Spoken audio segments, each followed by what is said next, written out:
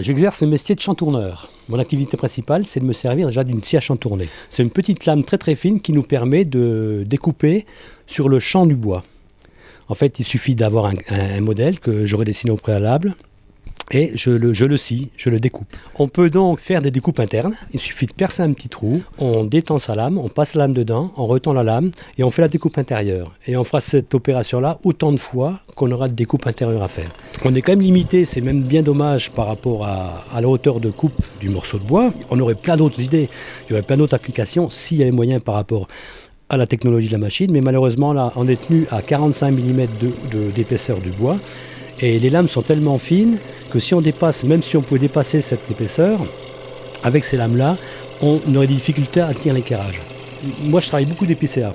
On dit l'épicéa, c'est un bois tendre. Si on a un épicéa qui a poussé très lentement, donc des veines très très très serrées et très dures, malgré tout, ça vaut un morceau de chêne, quoi.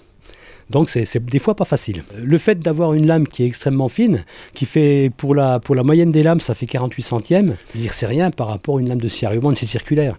C'est ça qui nous procure le plaisir. On peut faire exactement tout ce qu'on veut. Ouais. De toute façon, moi je fais que du personnalisé, de l'unique. Donc j'ai aucun modèle.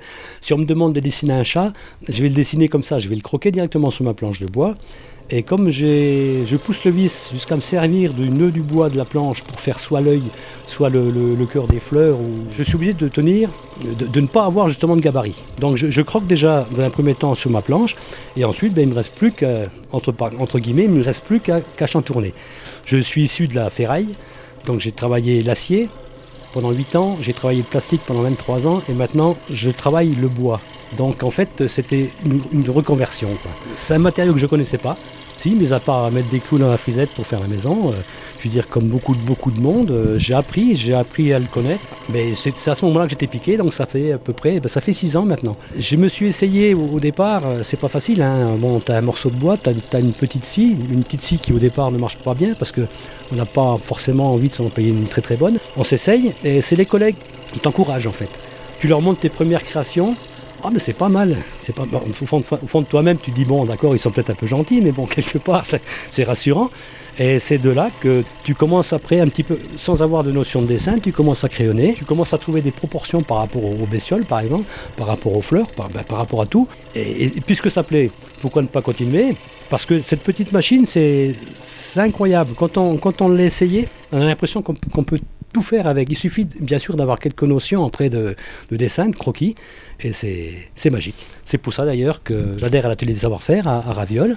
L'atelier a donc acheté 6 scies à chantourner, et puis je donne des petites formations. Ça dure 3 heures, mais les gens, sortis des 3 heures, savent se servir d'une scie à chantourner. Ce qui me différencie, c'est déjà qu'au départ, j'ai pas voulu faire comme les autres. J'ai pas trouvé de bouquin pour m'apprendre, donc j'avais pas de modèle. Mes modèles, je me suis créé moi-même. Simplement, moi, ce qui me caractérise, c'est que je fais tout du personnalisé. Donc, je fais des corbeilles d'anniversaire, de mariage, tout ce qui est événementiel. Et j'ai eu l'idée de créer ce que j'appelle mon petit bijou à moi. C'est le porte-bouteille que je personnalise. C'est un objet qui me permet de travailler devant les gens pour leur montrer ce qu'est le chantournage déjà, et leur montrer que c'est bien moi qui fais. Donc c'est un porte-bouteille que j'ai créé, j'ai déposé le modèle. Beaucoup de trophées aussi, pour trophées sportifs et événementiels aussi, pour que ce soit pour les anniversaires ou les remises de prix, les compètes, tout ce qu'on peut imaginer. Maintenant j'ai une nouveauté, c'est les portraits. Donc les portraits que je chantourne. Donc d'après une photo, j'arrive à ressortir les vrais beaux traits de la personne ou animal, hein, il n'y a pas... J'ai même fait des camions, des 4x4, donc tout va bien. Hein.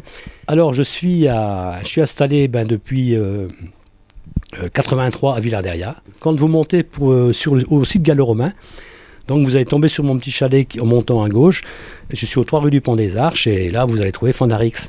Alors, je peux aussi vous expliquer pourquoi Fandarix, parce que je m'appelle Francis. On m'a toujours appelé Fanfan. Donc ça, c'était déjà la première partie, déjà toute trouvée, il n'y a pas de problème. Avec mon look, parce que là, j'ai plus le temps d'aller chez le coiffeur, on m'appelle D'Artagnan aussi.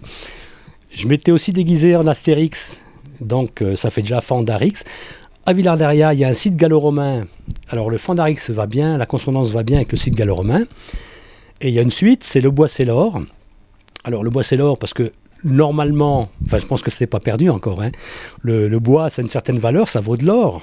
Parce que j'ai 2 filles, une qui s'appelle Céline Lotorelli, c'est pour ça que j'ai orthographié le mot or. C'est l'or en fait, en C, E accent aigu, L, A, U, R.